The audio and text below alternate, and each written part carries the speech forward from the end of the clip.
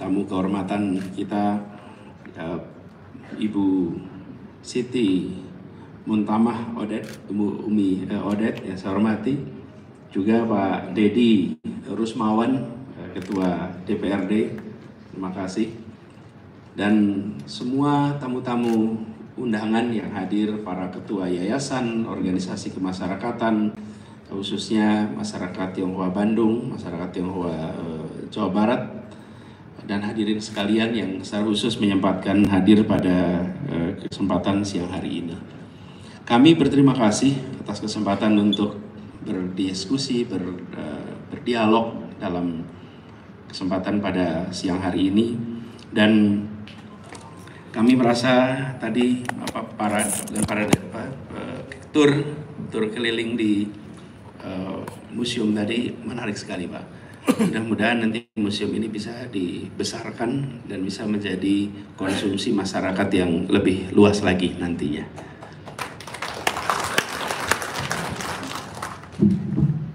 Sedikit.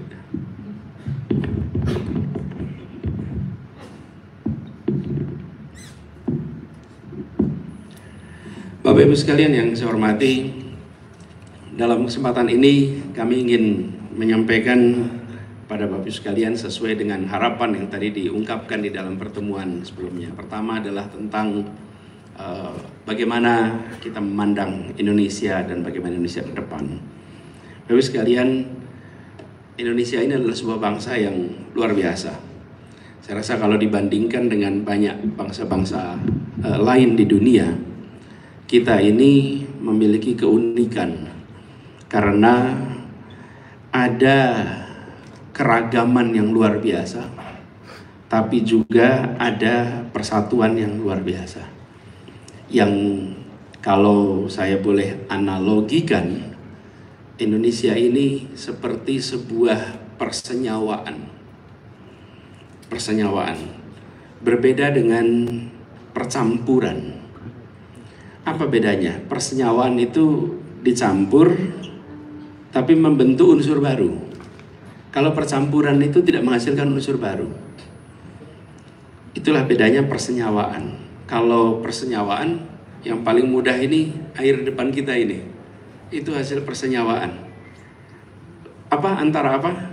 Kita semua tahu, oksigen dengan hidrogen. Oksigen dan hidrogen itu bersatu, bersenyawa, lalu dia membentuk air.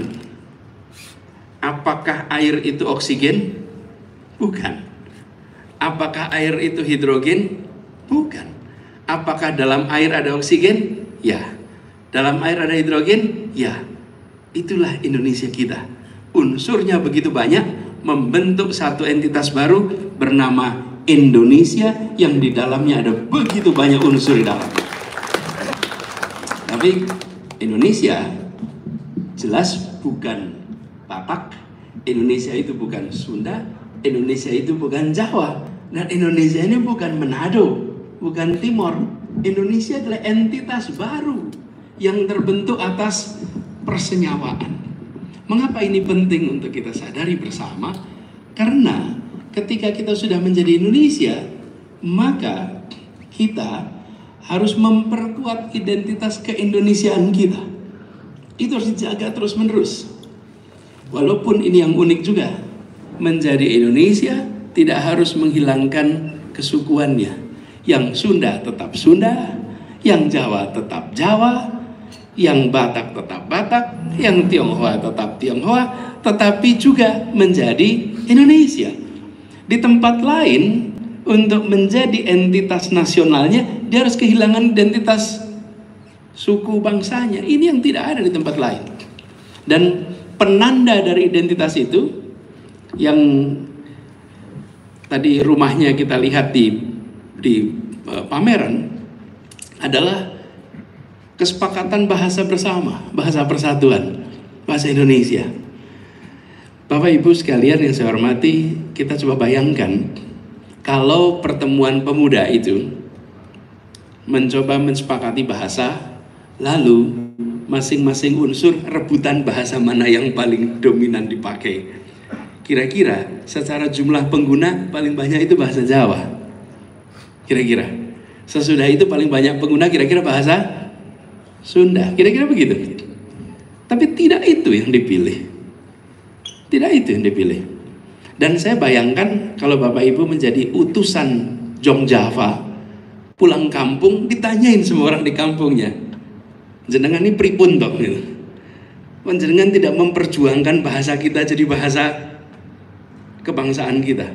Kenapa diterima bahasa orang seberang itu? Jangan bayangkan ada Indonesia masa itu.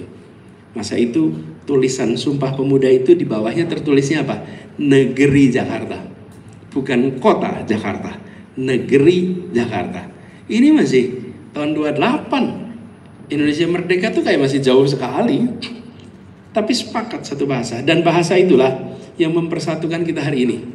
Betapa indahnya pertemuan bangsa Indonesia ketika siapapun yang berbicara tidak perlu ada penterjemah yang menggunakan mikrofon menerjemahkan ke bahasa yang ada di sini. Bahasa ini lemnya, the glue, lemnya yang buat kita bisa bersatu. Bersatu ini, inilah bahasa. Dan bahasa ini juga yang kemudian membuat kita bisa merasa satu. Bapak Ibu sekalian, di sejarahnya Jakarta tahun 30-an, Pasar Senen itu pusat kursus bahasa Indonesia. Kenapa? Karena untuk jadi Indonesia, cirinya adalah bisa berbahasa Indonesia. Kalau tidak bisa berbahasa Indonesia, Anda belum Indonesia. Jadi bayangkan suku-suku di Indonesia itu datang belajar bahasa Indonesia. Hari ini we take it for granted. Seakan-akan semua orang bisa bahasa Indonesia itu otomatis, tidak. Nenek saya di Kuningan, saya lahir di Kuningan, nenek saya itu hanya bisa berbicara bahasa Sunda. Tidak bisa berbicara bahasa Indonesia. Beliau paham bahasa Indonesia, tapi kalau jawab tetap pakai bahasa Sunda. Nggak bisa jawab pakai bahasa Indonesia, jawabnya pakai bahasa Sunda, tapi paham. Tumbuh besarnya di Tasik, Ciamis, lalu menikah dengan kakek saya, lalu tinggal di Kuningan. Tapi bisa dibayangkan masa-masa itu masa pembentukan keindonesiaan. Dan kita sekarang memiliki sebuah Indonesia yang bersatu karena ada perasaan kesamaan. Nah, ini Bapak sekalian yang kemudian harus kita jaga sama-sama. Harus kita jaga. Kita sudah membentuk satu bangsa, ditandai satu bahasa, ditandai dengan kebersamaan. Lalu kita bentuk satu yang kedua. Satu yang kedua itu apa? Satu negara tahun 45. Oke. Lalu kita sudah satu negara. Tahun 50 kita ini berada dalam situasi satu, bukan satu negara kesatuan, federasi. Ada negara banyak sekali sebetulnya. Salah satunya Republik Indonesia. Salah satunya, tapi negaranya banyak sekali, namanya federal. Tahun 50 menjadi satu negara kesatuan. Itu satu yang ketiga. Satu yang keempat, ketika deklarasi Juanda, Indonesia ini baru satu tanah, belum air. Kenapa? Karena airnya bukan bagian dari Indonesia. Juanda dan Soekarno ke Cirebon. Bung Karno waktu itu di bandar Cirebon tanya, itu kok banyak kapal-kapal benderanya asing? Iya, karena perairan kita bukan perairan Indonesia. Itu adalah perairan internasional antar pulau kita. Diperjuangkanlah lewat deklarasi Juanda tahun 57 dan baru berhasil tahun 82 ketika UN Clause diakui. Nah, United Nations Convention Law of the Sea, tidak salah. Nah, ini satu yang keempat. Sekarang kami melihat satu yang kelima yang harus kita perjuangkan. Yang ini ingin kami perjuangkan. Apa itu? Satu perekonomian. Satu perekonomian. Sudah satu bangsa, satu negara, satu kesatuan, satu teritori, tanah air, satu perekonomian. Mengapa satu perekonomian? Karena hari ini dalam kenyataannya yang tinggal di kota besar di Jawa bisa memiliki akses pada kebutuhan pokok yang harganya jauh lebih terjangkau dibandingkan mereka yang tinggal di luar daerah-daerah utama kota besar. Biaya hidup yang berbeda, harga yang berbeda. Harga air di Jakarta, di Bandung masih kira-kira setara. Tapi begitu Bapak Ibu pindah ke luar Jawa, maka harganya berubah. Semen yang harganya berbeda, kebutuhan pokok harganya berbeda. kita harus membuat Indonesia satu perekonomian, terintegrasi, sehingga kita memiliki perasaan kesejahteraan yang sama. Satu perekonomian inilah yang harus kita dorong, bukan satu harga. Karena kalau satu harga itu, Bapak Ibu pelaku pasar sulit, nah yang namanya satu harga. Tapi perekonomiannya terintegrasi, sehingga kesempatan sejahteranya setara. Nah, untuk itu bisa dilakukan, kita harus memberikan kesetaraan kesempatan. Ini juga Bapak Ibu sekalian, yang kemarin ketika saya bertugas di Jakarta, maka prioritas utama adalah menghadirkan rasa keadilan, rasa kesetaraan di Jakarta. Karena tugas saya di Jakarta, saya hanya bisa bicara di Jakarta. Seluruh kelompok, latar belakang apapun punya kesetaraan kesempatan. Dan perlakuan dari negara kepada kelompok manapun dibuat setara. Sehingga kita akan bisa memberikan perasaan kebersamaan. Bapak Ibu sekalian saya hormati, kita ingin ada persatuan.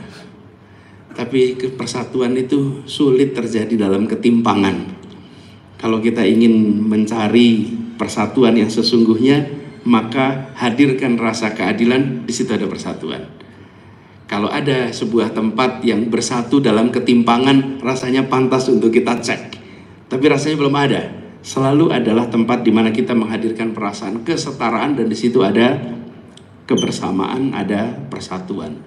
Dan di Jakarta, kalau boleh saya sampaikan, kami bersyukur bahwa semua unsur yang ada berkomunikasi, berinteraksi, dan ada kesetaraan di dalam mereka mendapatkan perlakuan dari negara.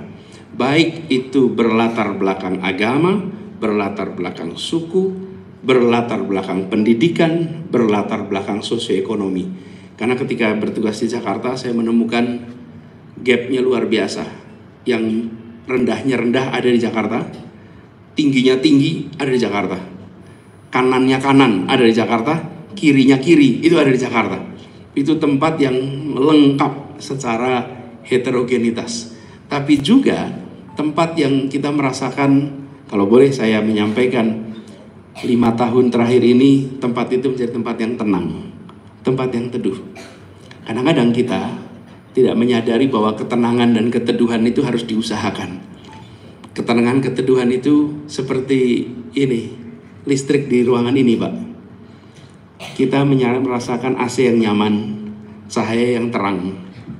Tapi jarang dari kita yang bilang, terima kasih PLN sudah mensuplai listriknya di tempat ini. Jarang sekali ada yang mengatakan itu. Padahal di balik lampu yang terang ini, di balik AC yang dingin ini, itu ada kerja rumit di belakang sana untuk memastikan bahwa damai, dapat tenang, menjaga stabilitas, menjaga ketenangan, menjaga keteduhan adalah mendeteksi potensi masalah sebelum terjadi dan kemudian mencegahnya.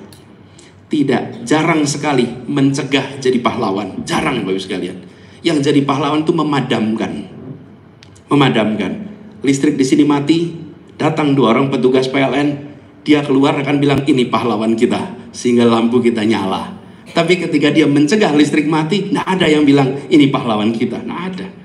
Api mungkin terjadi, pemadam melakukan usaha pencegahan pemadaman, pencegahan dilakukan, tidak terjadi kebakaran. Tidak ada yang bilang pada publik inilah pahlawan karena dia mencegah. Tapi ketika terjadi kebakaran, dia datang, maka kita semua akan bilang this is our hero karena dia memadamkan api. Bapak Ibu sekalian, membangun kesetaraan, kedamaian, keteguhan itu kami lakukan di Jakarta, tapi tidak kelihatan Bapak sekalian. Kenapa tidak kelihatan? Ya karena adanya suasana yang tenang, teduh. Memangnya tidak ada potensi konflik, banyak berulang-ulang. Tapi setiap potensi itu muncul, lakukan pembicaraan, lakukan pertemuan, lakukan pencegahan sehingga suasana teduh. Jangankan masyarakat, suami istri aja potensi cekcok banyak kok. Bapak Ibu coba dalam 5 tahun berapa kali cekcok suami istri? Pastilah ada. Bisa ditaker, perbedaan pandangan pastilah ada. Tapi dijaga sehingga tidak menimbulkan instabilitas. Perbedaan di masyarakat, friksi di masyarakat terjadi terus. Nah, itulah yang kita coba kerjakan. Sehingga timbul suasana yang tenang, suasana yang teduh. Dan kami berdialog dengan semua. Jadi dalam kesempatan ini Bapak sekalian, saya ingin memberikan kesempatan kepada Bapak Ibu untuk menyampaikan pandangan bertanya. Tadi saya sudah sampaikan kepada Bapak-Bapak ketika di pertemuan terbatas, Pak Herman, Pak Hendri dan Pak Johan ya, tadi di situ saya sampaikan. Silahkan Bapak Ibu sekalian untuk memberikan pertanyaan apa saja supaya saya sampaikan sesuai yang diharapkan. Dan boleh tanya bebas, tidak perlu khawatir kalau Bapak Ibu merasa pertanyaannya agak kurang tega untuk menyampaikan, bilang aja baca dari WA Bapak Ibu. Jadi kan salahnya WA-nya gitu. Ada yang titip pertanyaan Pak gitu, nggak apa-apa, tanyakan. Saya sampaikan di sini Bapak sekalian. Saya ingin sampaikan Bapak sekalian pesan sederhana. Saya mencoba untuk menghadirkan rasa keadilan, rasa kesetaraan. Dan saya mengharapkan dari masyarakat, termasuk Bapak Ibu sekalian, objektivitas di dalam menilai. Saya tidak meminta Bapak Ibu untuk menyukai saya, tapi saya minta Bapak Ibu untuk tidak menggunakan hoax dalam menilai saya. Itu saja yang saya minta. Okay? I'm not asking you to like me, okay? But I'm asking you not to use hoax to judge me. Itu aja. Okay? Karena itu yang dibutuhkan.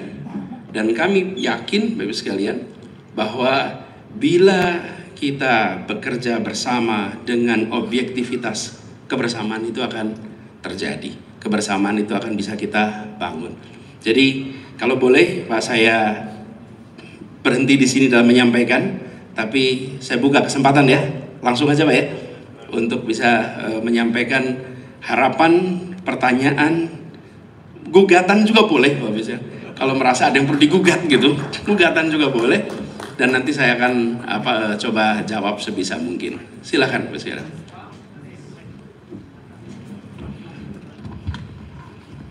Boleh dibantu barangkali yang mau bertanya, boleh ke depan. Keterbatasan kabel mic Pak, kami persilahkan. Mohon disebutkan nama barangkali ya Pak, nama dan pertanyaan yang jelas. Silakan. Selamat siang Pak Anies, terima kasih banyak sudah diberikan kesempatan. Pak Anies, ada salam dari Bu Fenty Kurnadi, kawannya Bapak di Cirebon itu Pak, Fenty Kurnadi Dok Besi. Oh iya, siap. Ya. Iya, Ibu Fenty Kurnadi dan Mas Chandra. Yang saya tanyakan gini Pak, bagaimana Bapak tentang BPJS Pak? Karena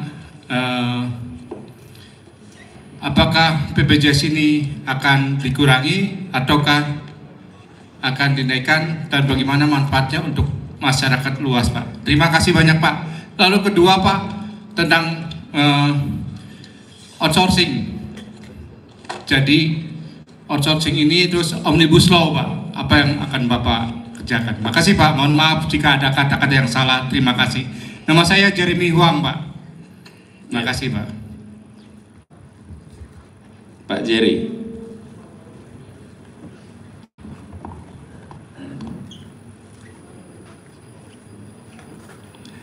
Kalau boleh beberapa saja sekaligus, nanti saya respon sekalian. Ya, Ibu Bapak ada yang mau bertanya, ada yang mau memberi saran barangkali, silahkan. Satu atau dua lagi, kami persilahkan. Ya, silahkan Pak, boleh maju. Satu lagi barangkali, kaum ibu dong. Ada? Ada? Oke, silahkan. Yuk, silahkan. Dua orang bertanya, kami persilahkan.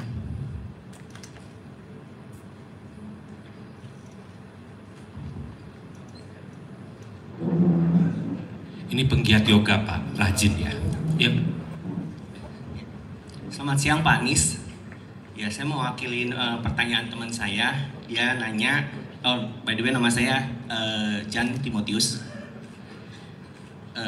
Saya mau wakilin pertanyaan dari teman saya. Dia nanya, karena saat ini kan di Bandung itu ada permasalahan persampahan di TPA Sarimukti. Dan kita juga mengetahui bahwa polusi udara itu bukan lumayan lagi, berat di Bandung ini. Nah, yang ditanyakan, gimana solusinya tentang permasalahan dan polusi itu berdasarkan pengalaman Bapak ketika dulu menjadi gubernur. Itu aja Pak, terima kasih. Terima kasih Pak Yan. Selamat siang Pak Anies, nama saya Sugi. Sugi. Ya Sugi. Mohon maaf, pertanyaan saya adalah mungkin apa tindakan yang akan Bapak lakukan jika Bapak terpilih? Karena saya dari pengusaha, itu sekarang yang menjadi masalah adalah banyaknya produk-produk dari luar, mau dari Cina, mau dari Korea, yang sekarang masuk ke Indonesia secara masif. Nah itu kan semestinya kan yang kami inginkan kan mungkin adalah proteksi Pak. Mungkin apa kira-kira tindakan yang Bapak akan lakukan? Itu saja Pak, terima kasih. Oke, terakhir Pak Henry, kami persilahkan.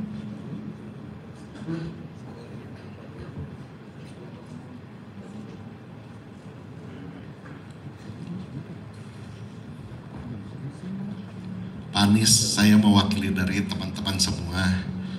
Kan waktu itu saya tanggal 27 Januari 2022 saya ke tempat Bapak, ke rumah Bapak. Waktu itu saya berkatakan, Pak, siap-siap Bapak akan menjadi calon presiden. Alhamdulillah di tanggal 3 Oktobernya 2022 Bapak dideklarasikan. Nah sekarang saya mewakili dari teman-teman semua Pak, bila mana Bapak jadi presiden, kan kita warga Tionghoa sudah diketahui bahwa kita kaum minoritas Pak. Jadi bagaimana Pak Anies untuk ibaratnya buat orang Tionghoa lah gitu Pak. Ya, terima kasih Pak. Atau harapannya apa Pak? Harapannya tentu kita diberikan kesempatan yang seluas-luasnya Pak. Kita walaupun kita minoritas tapi kita senantiasa selalu orang Tionghoa tuh cinta tanah air Pak, cinta kepada negara Indonesia. Jadi kita supaya diberikan satu kesempatan yang lebih baik lagi atau bagaimana gitu. Oke, terima kasih. Oh Ibu, Pak Henry daftar mau jadi menteri Pak.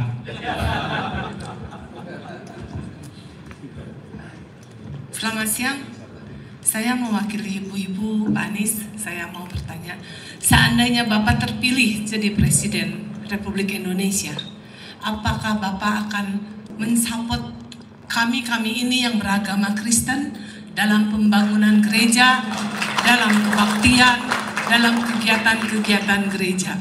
Terima kasih Pak. Nama Ibu maaf? Sani Felicia. Bu Sani.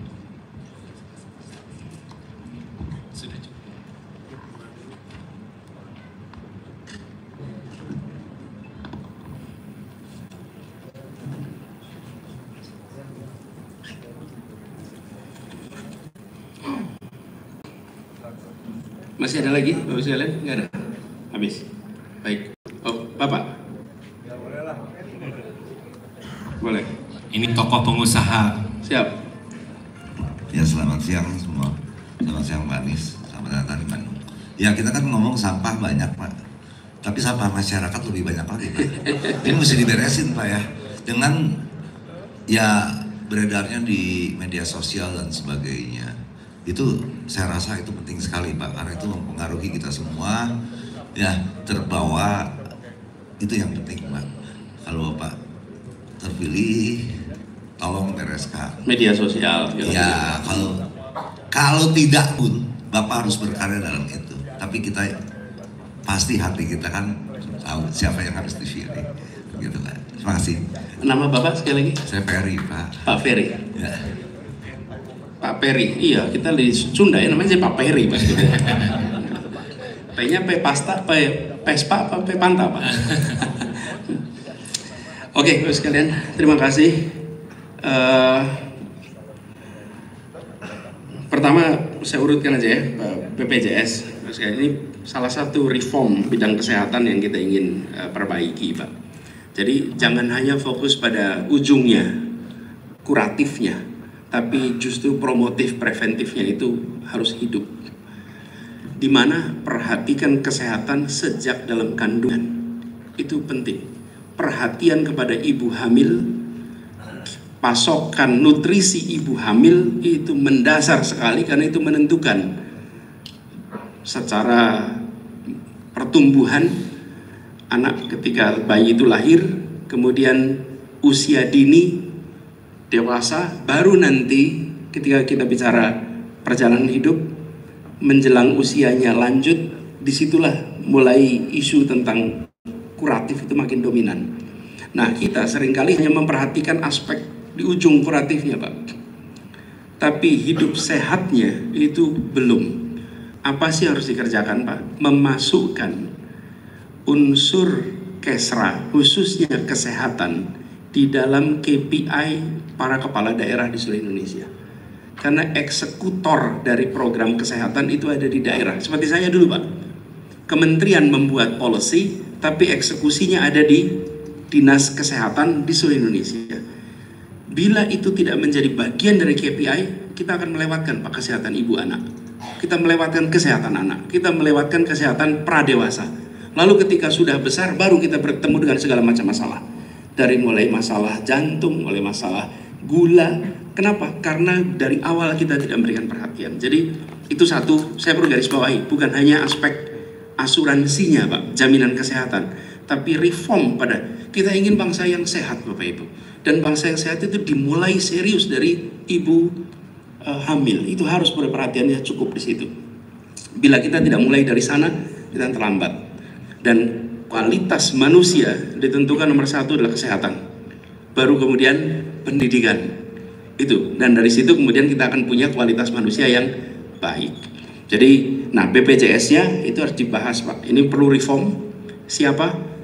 Rumah sakit, dokter, masyarakat, pemerintah membuat sebuah mekanisme yang lebih baik daripada yang ada sekarang. Karena hari ini dokter pun berkeluh kesah.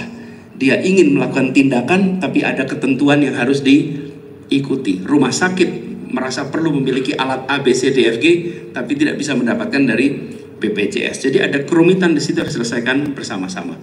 Kami menyelesaikan proses seperti itu di Jakarta dalam urusan transportasi, Pak. Jangan pernah merasa karena punya kewenangan maka punya pengetahuan.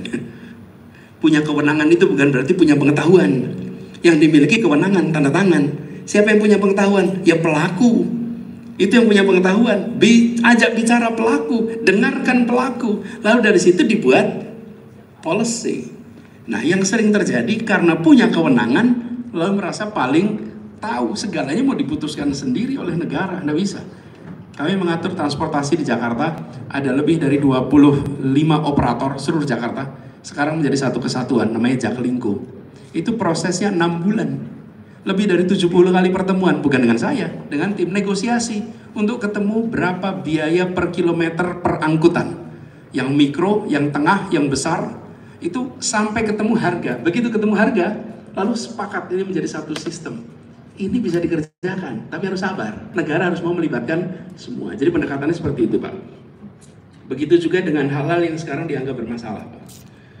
Kita tahu ketika sebuah undang-undang keluar, ada item-item yang diperdebatkan. Nah, itu dibuka untuk percakapan. Dibuka pelaku-pelaku terlibat. Problem dari beberapa aturan yang keluar adalah ditetapkan dulu baru pembahasan yang panjang. Akhirnya rame.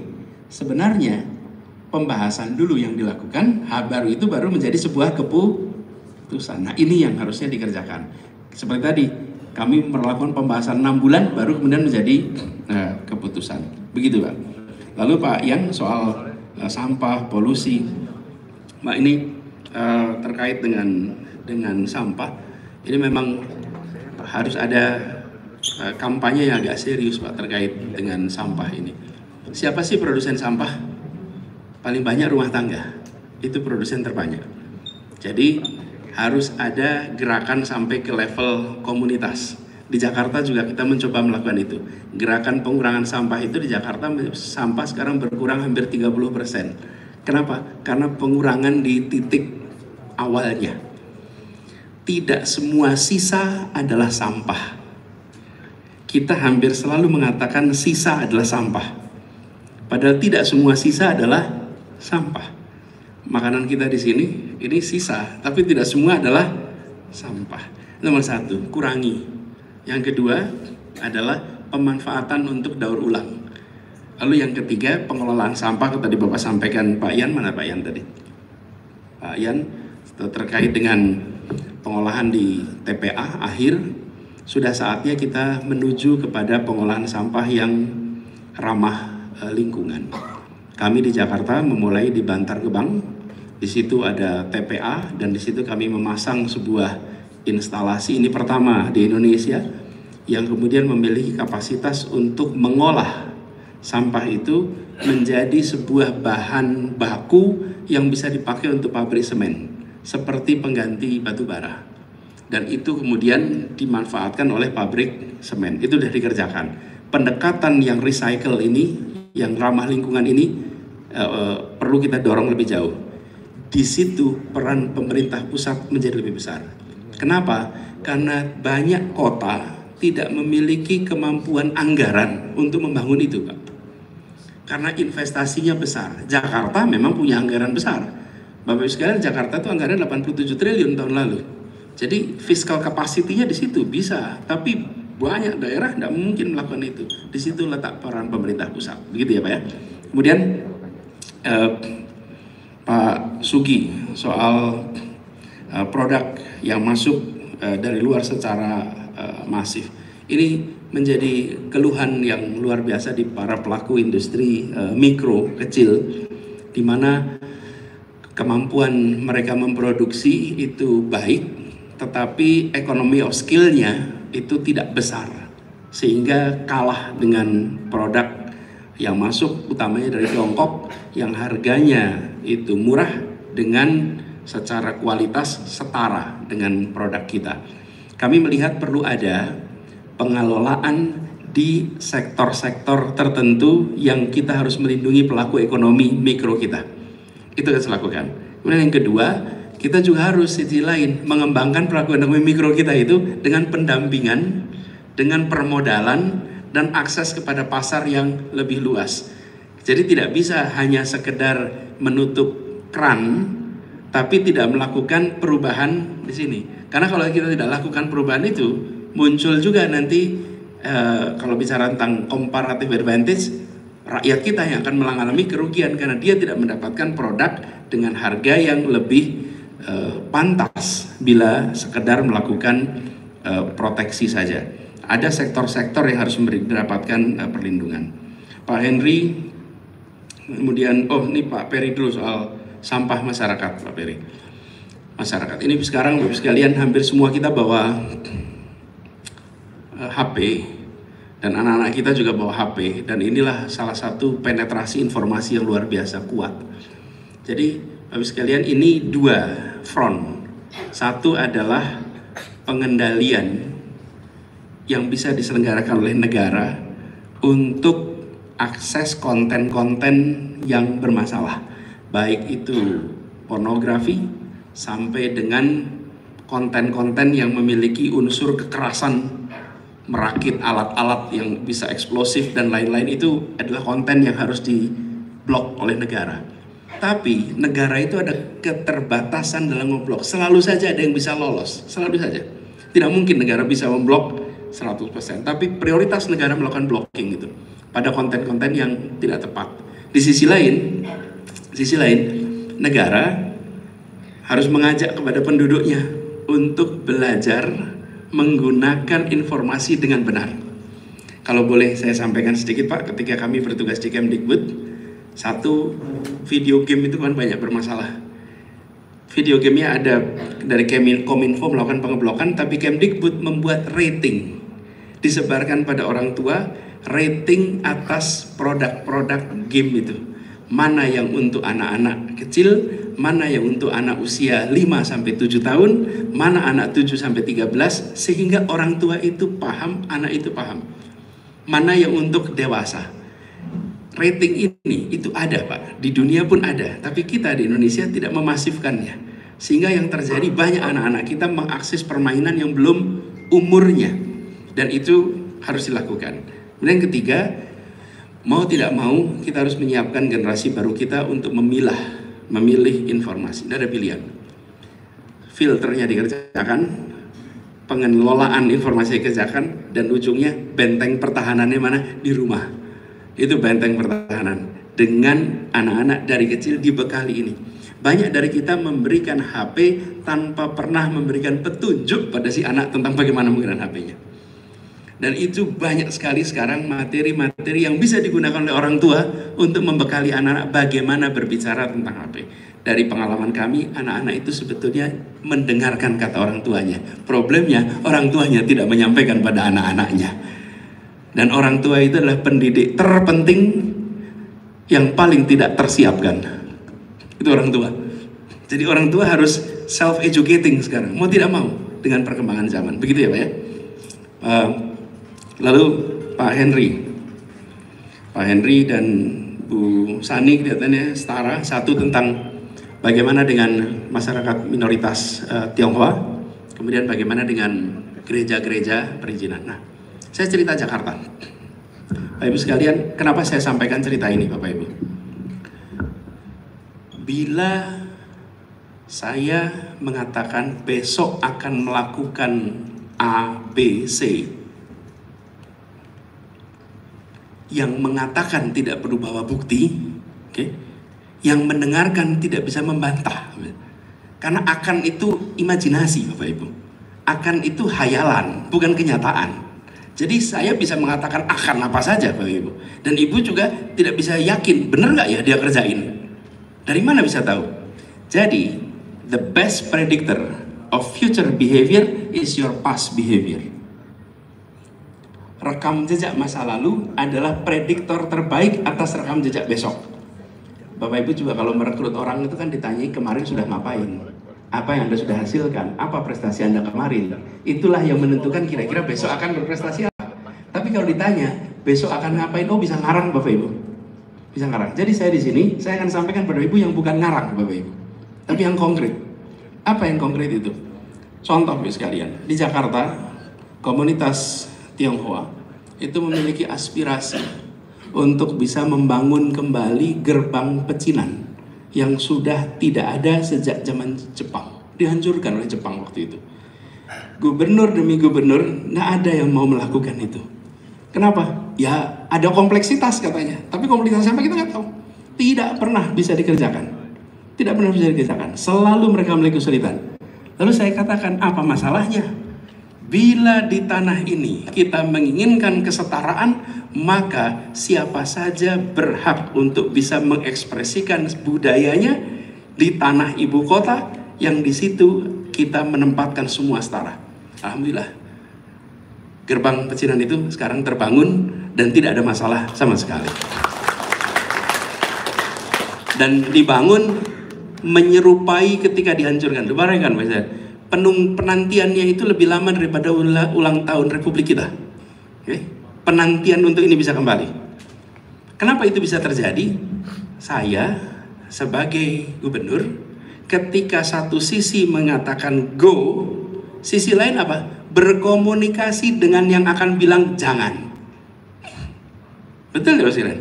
Kalau kita mau melakukan sesuatu yang itu ditaker, siapa yang potensi tidak setuju? Ajak bicara. Ajak bicara, bukan ditunggu sampai muncul di publik. Itu yang saya katakan tadi. Mencegah itu caranya identifikasi siapa yang potensi tidak setuju, ajak bicara. Jelaskan sebelum ini menjadi eksekusi dan akhirnya jalan. Dan kita berinteraksi, misalnya kesetaraan. Saya tunjukkan rekam jejak saja Pak kalau terkait ini, kesetaraan itu. Orang-orang yang bekerja bersama saya selama saya berkarir itu lintas agama, lintas suku bangsa. Saya ajak di sini satu, Dedi Wijaya, coba Dedi berdiri. Dedi, bahkan tadi ketika lihat foto di bawah itu saya sebutkan itu bagian dari pengajar muda namanya Alin, ternyata dia atlet perenang. Dedi ini adalah seorang lulusan sarjana dari Makassar yang waktu kami mendirikan program Indonesia Mengajar, itu dia mendaftar dan ditempatkan di Kepulauan Tanimbar. Kepulauan Tanimbar itu bawahnya Maluku, atasnya Darwin. Jadi tempatnya paling ujung-ujungnya Republik Tenggara itu namanya Tanimbar. Dia ditempatkan sana setahun. Tinggal bersama dengan warga setempat tanpa sinyal listrik, tanpa sinyal telepon, tanpa listrik. Dari Jakarta terbang ke Maluku, ke Ambon. Dari Ambon ke pulaunya Dedi berapa jam kalau pakai kapal? 1,5 hari naik kapal. Dari Saum Laki berapa jauh?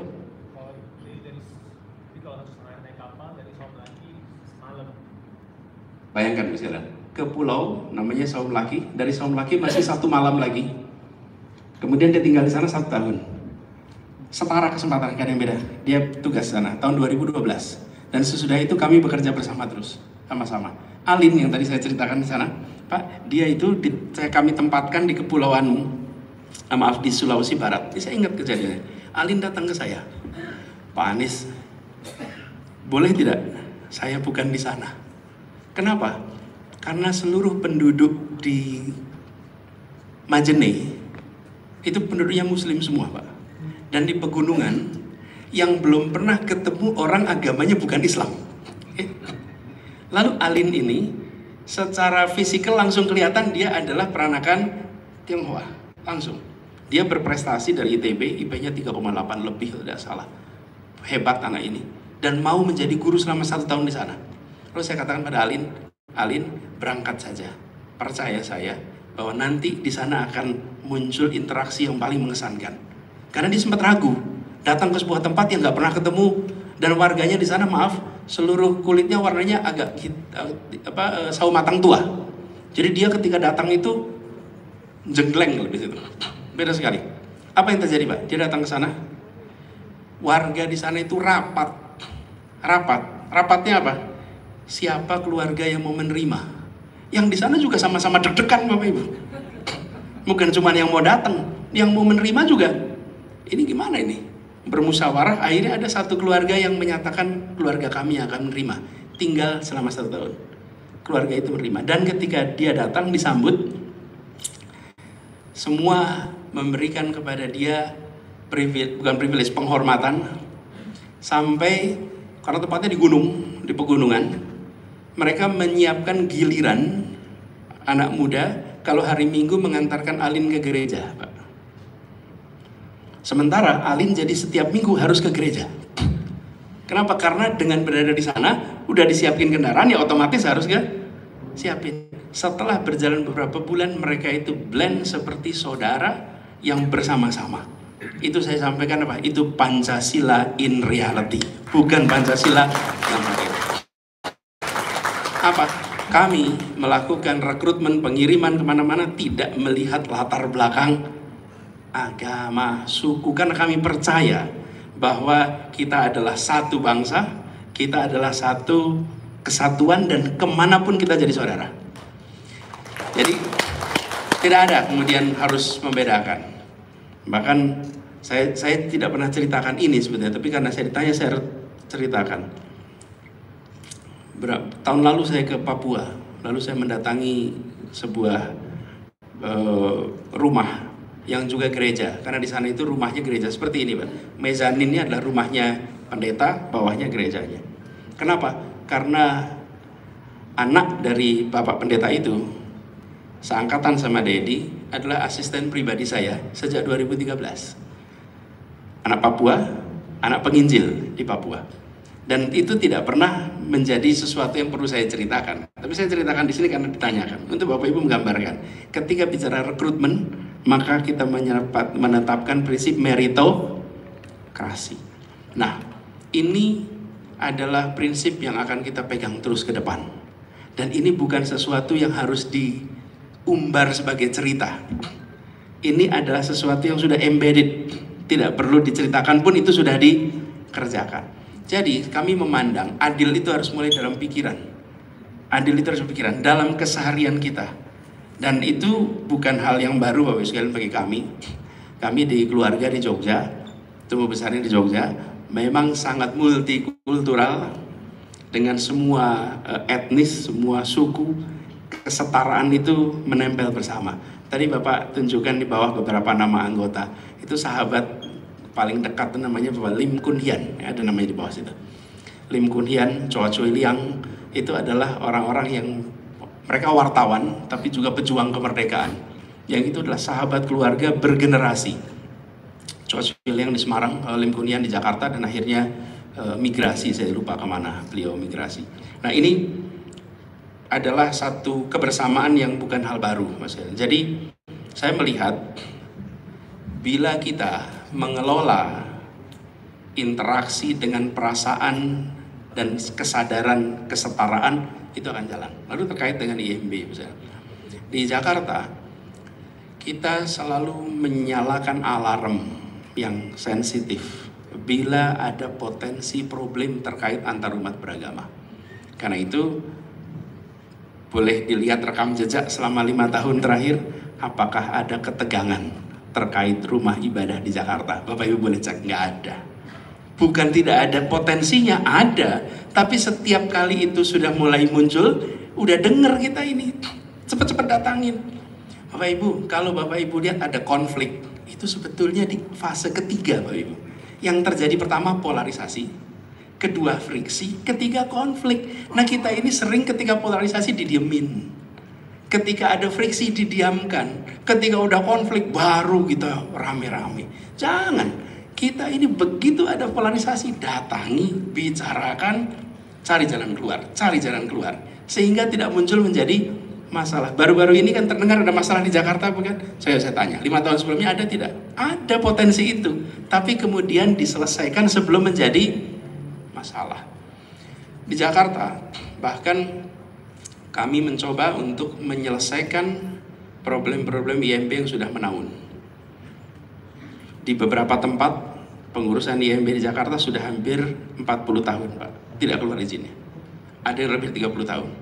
Dan alhamdulillah itu semua selesai di bulan Desember 2022. Jadi sudah lewat 2021, sore. Desember 2021 yang lama-lama itu terselesaikan. Kenapa? Karena sesungguhnya ketika dikomunikasikan dengan masyarakat, selama seluruh ketentuan itu dipenuhi, maka negara harus hadir dan menjawab penjelasan pada masyarakat. Problemnya adalah sering tidak mau. Nah, saya memilih bisa berkomunikasi dengan semua. Jadi, Bapak Ibu sekalian, jangan merasa bahwa negara itu hanya boleh berkomunikasi dengan beberapa kelompok dan memusuhi satu kelompok. Itu masalahnya. Ketika memusuhi satu kelompok malah tidak bisa komunikasi dengan satu kelompok. Jangan memusuhi. Justru kita harus jangkau semua. Saya tidak khawatir, Bapak sekalian, menemui kelompok ultra kanan, kelompok ultra kiri. Kenapa? Ya seluruhnya adalah rakyat Jakarta.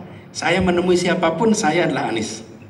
Siapapun boleh mendukung. Tapi bicara kebijakan, saya akan menggunakan keadilan, kepentingan umum, data, dan regulasi. Bukan sekedar aspirasi. Itu yang kita jadikan pegangan. Jadi kebijakan-kebijakan yang dibuat adalah kebijakan yang bisa dijelaskan, bisa dipertanggungjawabkan. Dan problem yang sering kita hadapi adalah di luar sana ada sosial media yang akan mencoba melakukan pembingkaian. Nah, pembingkaian ini yang tadi saya katakan, sekalian. Ketika saya bertemu dengan Pak Hendri, fotonya nggak akan viral, Bapak Ibu. Ketika Pak Hendri, bahkan tidak ada yang mau viralkan, gitu. Nanti kelihatan pluralis gitu. Tapi ketika saya bertemu dengan yang lain, itu bisa diviralkan. Gitu. Sementara saya sebagai pengelola negara, saya harus bertemu dengan semua, harus ketemu dengan semua. Dan ketika ketemu dengan semua, kebijakan yang saya ambil harus berdasarkan pada 4 itu. Saya ulang, prinsip keadilan, kepentingan umum, data, science, evidence, dan regulasi. Jangan dibalik, Bapak sekalian. Kalau regulasi nanti yang lain-lain ada regulasi yang nggak masuk akal. Ada regulasi yang masuk prinsip keadilan. Pegang 4 itu. Dan itulah cara mengambil keputusan. Jadi terkait dengan Bu Sani, terkait dengan pengelolaan ini justru aturan yang ada ditegakkan, dan di Jakarta itu yang kita lakukan. Maka Bapak sekalian, kalau boleh indikasinya adalah suasana tenang dan teduh. Tapi tadi saya berikan gambaran, suasana tenang teduh itu tidak menimbulkan hiru, Bapak Ibu. Tapi suasana kekacauan dan kemudian dipadamkan, you are seeing a hero. Kita mau pilih yang mana? Saya pilih yang pertama. yang tenang teduh walaupun tidak muncul hero. Saya bilang gitu. Karena indikasinya adalah pada ketenangannya. Tapi Bapak Ibu kalau dengar cerita di belakangnya, seru Bapak Ibu, rame betul. Tapi saya bilang nanti dah, itu biarkan jadi cerita-cerita untuk pelajaran sejarah, bukan bagian dari berita hari ini. Beritanya hari ini adalah ketenangannya. Kerja di belakang layarnya itu adalah sebuah tanggung jawab konstitusional yang kita kerjakan. Biarkan para sejarawan nanti menulis peristiwa-peristiwa itu semua. Nah, jadi saya ingin sampaikan pada semuanya. Ya mungkin Bapak Ibu sekalian bertanya tapi tidak dipertanyakan. Saya sering mendapatkan pertanyaan itu. Apakah nanti akan bersahabat pada minoritas? Apakah akan diskriminatif pada minoritas? Apakah akan berorientasi pada 1-2 kelompok? Itu kan sering ditanyakan. Cuman kadang-kadang kalau pas ketemu nggak tega tanya. Cuman kalau di sosmed aja ditanyain itu. Tapi kalau ketemu nggak keluar tuh pertanyaan itu. Jadi saya pertanyaan aja sendiri di sini kan. Jadi maka jawaban saya begini Mas sekalian. Di masa Pilkada Jakarta, saya tidak menjawab semua tudingan itu. Kenapa? Karena sangkaan dibalas dengan sanggahan itu tidak ada dampaknya. Kata dia lawan kata saya, nggak ada artinya. Nggak ada artinya, misalnya. Saya tidak bisa. Saya hanya berdoa waktu itu. Semoga Tuhan mentakdirkan saya bertugas sebagai gubernur. Dan sesudah saya bertugas sebagai gubernur, maka saya akan jawab semua sangkaan itu dengan kenyataan yang ada di Jakarta. Saya tidak mau membantah dengan kata-kata. Saya tidak mau membantah dengan pernyataan. Saya akan bantah dengan kenyataan. Dan itu jauh lebih kuat. Karena kenyataan. Jadi saya selalu sampaikan pada relawan-relawan juga yang membantu. Bila ada pertanyaan seperti itu, jangan dibantah. Maka katakan saja, barangkali iya memang dia intoleran. Terus jawab, berikan pertanyaan berikutnya. Bisakah diberikan contoh intoleransinya? Oke? Ketika diminta berikan contoh, saya berani jamin tidak akan ketemu bukti intoleransinya. Nah, silakan gak cari. Tapi kalau dibantah, nanti kata A lawan kata B, biarkan saja. Kenapa? Tanggung jawab memberikan bukti itu pada yang menuduh, Bapak sekalian, bukan pada yang tertuduh, Bapak sekalian. Yang menuduh yang harus memberikan bukti. Kalau tidak ada buktinya, berarti it is baseless accusation. Nah, saya bisa katakan pada masa itu, Bapak Ibu sekalian, kalau di Jawa Barat ini, ada pilkada wali kota atau pilkada gubernur, lalu yang maju satu orang dari Sunda, satu orang dari Jawa, satu orang dari Batak. Kira-kira isu apa yang bakal rame di situ? Kira-kira isu apa tuh, Mas? Isu suku pasti akan rame. Kenapa? Karena ada faktor suku yang ada di situ, pasti. Kalau pilkadanya satu calon laki-laki, satu perempuan, isu apa yang akan muncul? Gender akan muncul. Kalau pilkada satu beragama Islam, satu beragama Kristen, isu apa yang akan muncul? Agama. Itu adalah sesuatu yang terjadi di mana-mana.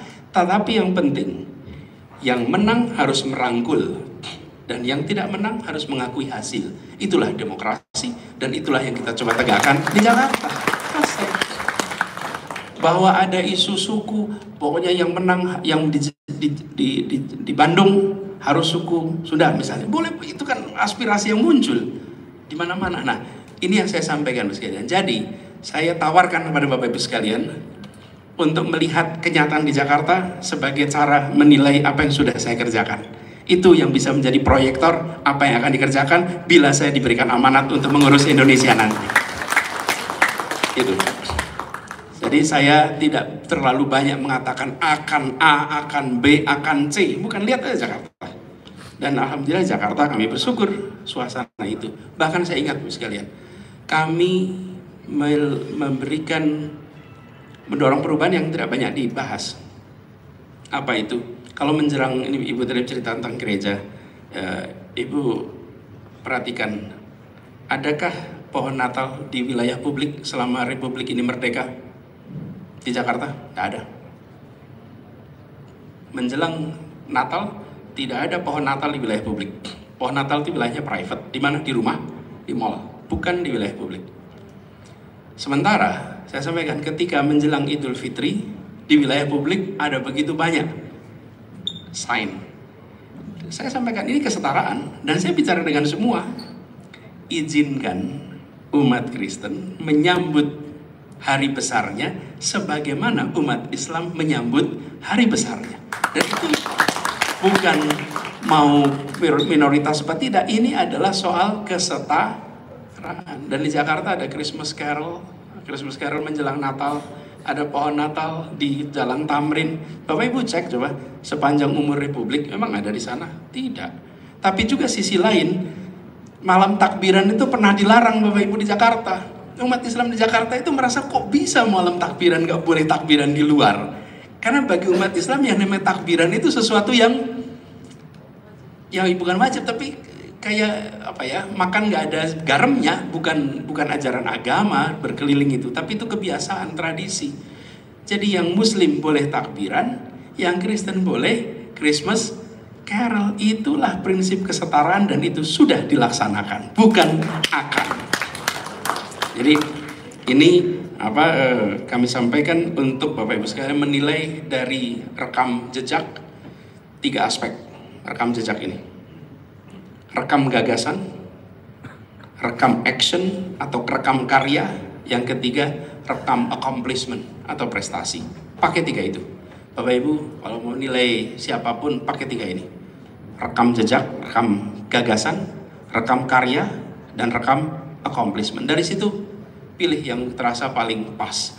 Jadi kita bisa kemudian menggarisbawahi. Dan poin terakhir yang saya ingin sampaikan, pendiri Republik ini tidak pernah menggunakan istilah minoritas dan mayoritas. Bapak Ibu perhatikan, tidak pernah. Tidak ada bahasanya. Coba Bapak lihat, Bung Karno pernah menggunakan istilah minoritas? Tidak pernah. Kok bisa sekarang kita malah menggunakan istilah ini? Kenapa? Saya ingin garis bawahi bedanya. Bung Karno dan para Republik selalu menggunakan istilah golongan. Apa bedanya golongan? Kalau golongan itu tidak mencerminkan ukurannya Bapak Ibu. Oke? Kalau mayoritas minoritas itu menyebutkan magnitude, ukuran. Jadi dia mengatakan Republik ini didirikan untuk semua golongan. Betul tidak saya? Kata yang digunakan golongan. Golongan itu artinya apa? Mau kecil mau besar setara di depan negara.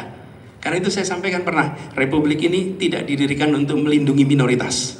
Dan Republik ini tidak didirikan untuk melindungi mayoritas. Republik ini didirikan untuk melindungi setiap anak bangsa. Titik. Jadi ini bukan soal minoritas mayoritas, ini soal semua kesetaraan.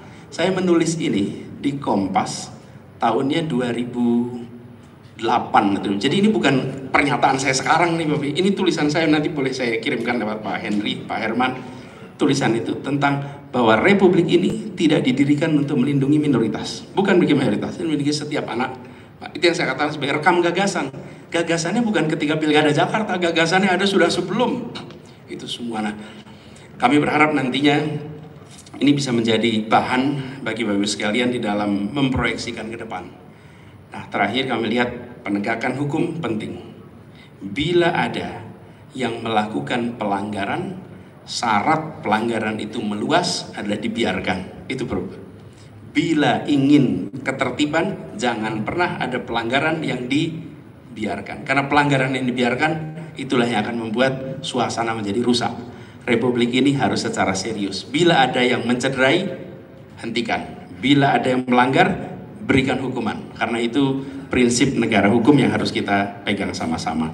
Bapak Ibu sekalian, terima kasih atas kesempatan berdialognya, berdiskusi. Semoga ini memberikan manfaat bagi saya dan juga Bapak Ibu sekalian. Dan semoga apa yang Bapak Ibu jalankan di tugas Bapak Ibu sekalian berjalan dengan lancar.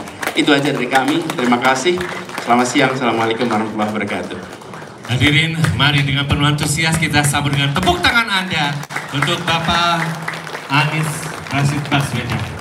Izinlah kiranya Pak Anies, mohon kiranya untuk menerima tanda kenang-kenangan dari Yayasan Dana Sosial Priangan.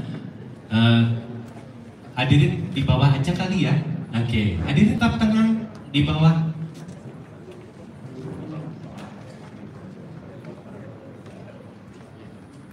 Ya, oke. Sebelumnya nanti kita akan foto bersama. Tenang. Waktu salaman dengan Pak Anies, tangannya halus banget ya. Aduh, saya mah bersyukur ya. Jadi mohon bersabar ya. Setelah ini kita akan foto bersama, tunggu ya. Tapi izinkan sekarang kita akan menyaksikan Pak Anies menerima tanda kenang-kenangan di bawah aja, di bawah Pak ya. Kemudian ya, sangat bersyukur hari ini Pak Anies hadir, terutama di area perjuangan dari etnis Tionghoa yang di Bandung ya. Ya, dan hampir ada 100 marga dikumpulkan, dan ini adalah kenang-kenangan dari Yayasan Dana Sosial Priangan bersama dengan Bapak Herman Wijaya sebagai ketua dan juga para pengurus YDSP.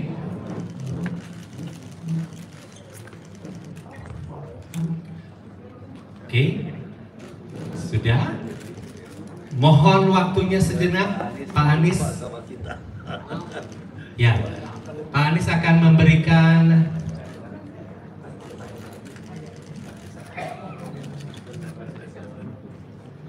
Pak Anies akan juga memberikan ke Pak Herman. Ini adalah rekam jejak. Ibu Bapak boleh juga menerima di pintu. Boleh juga menerima ini rekam jejak Pak Anies di Jakarta.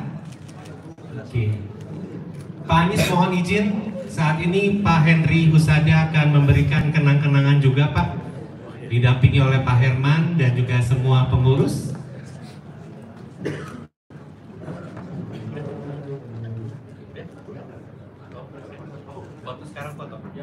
Oke.